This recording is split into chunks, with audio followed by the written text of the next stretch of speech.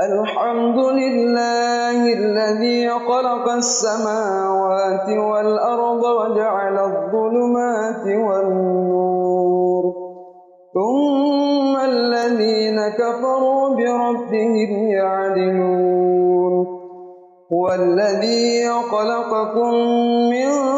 طين ثم قضى